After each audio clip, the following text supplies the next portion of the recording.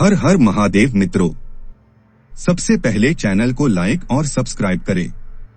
आज शुरू करते हैं शिव पुराण के शिव पुराण विद्येश्वर। प्रथम अध्याय, पापनाशक साधनों के विषय में प्रश्न। जो आदि से लेकर अंत में हैं, नित्य मंगलमय हैं, जो आत्मा के स्वरूप को प्रकाशित करने वाले हैं, जिनके 5 मुख हैं और जो खेल खेल में जगत की रचना, पालन और सहार तथा अनुग्रह एवं तिरोभाव रूप 5 प्रबल कर्म करते हैं, उन सर्वश्रेष्ठ अजरमर उमापति भगवान शंकर का मैं मन ही मन चिंतन करता हूँ। व्यास जी कहते हैं, धर्म का महान क्षेत्र जहाँ गंगा यमुना का संगम है, उस पुण्य में प्रयाग जो ब्रह्मलोक का मार्ग है, वहाँ एक बार महातेजस्वी महाभाग महात्मा मुनियों ने विशाल यज्ञ का आयोजन किया। उस ज्ञान यज्ञ का समाचार सुनकर पौराणिक शिरोमणि व्यास जी के शिष्य सूत जी वहाँ मुनियों के दर्शन के लिए आए। सूत जी का सभी मुनियों ने विधिवत स्वागत व सत्कार किया तथा उनकी स्तुति करते हुए हाथ जोड़कर उनसे कहा है, सर्वज्ञ विद्वान रोमहर्षण जी, आप बड़े भाग्यशाली हैं। आपने स्वयं व्यास जी के मुख से पुराण विद्या प्राप्त की है।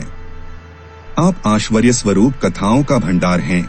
आप भूत भविष्य और वर्तमान के ज्ञाता हैं। हमारा सौभाग्य है कि आपके दर्शन हुए। आपका यहाँ आना निरर्थक नहीं हो सकता। आप कल्याणकारी हैं।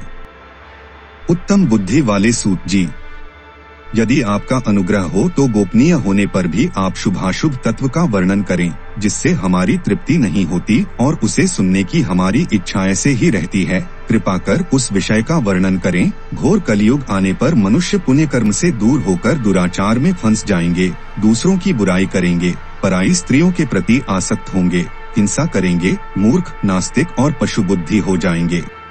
सूत जी, कलयुग में वेद प्रतिपादित वर्ण आश्रम व्यवस्था नष्ट हो जाएगी। प्रत्येक वर्ण और आश्रम में रहने वाले अपने अपने धर्मों के आचरण का परित्याग कर विपरीत आचरण करने में सुख प्राप्त करेंगे।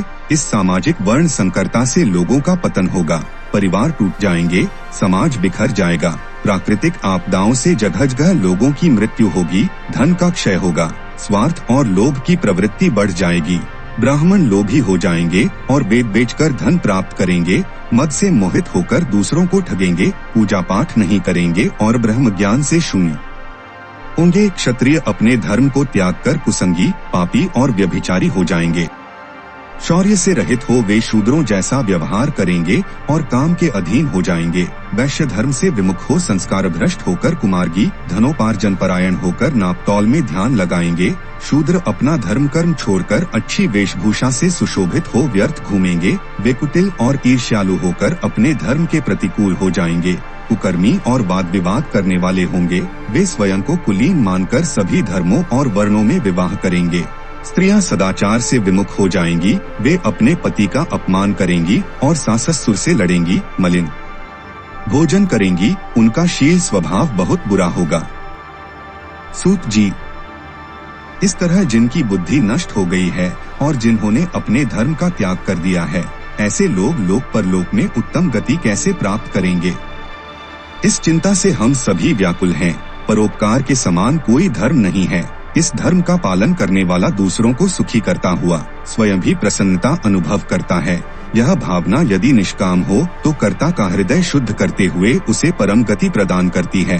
हे महामुनि, आप समस्त सिद्धांतों के ज्ञाता हैं। कृपा कर कोई ऐसा उपाय बताइए जिससे इन सबके पापों का तत्काल नाश हो जाए। व्यास जी कहते हैं, उन श्रेष्ठ मुनियों की यह बात सुनकर सूत जी मन ही मन परम श्रेष्ठ भगवान शंकर का स्मरण करके उनसे इस प्रकार बोले। यही समाप्त करते हैं। आगे भेंट करते हैं शिव पुराण के 2वें अध्याय में। हमारे साथ बने रहने और संपूर्ण शिव पुराण सुनने के लिए चैनल को सबसे पहले सब्सक्राइब करें। हर हर महादेव।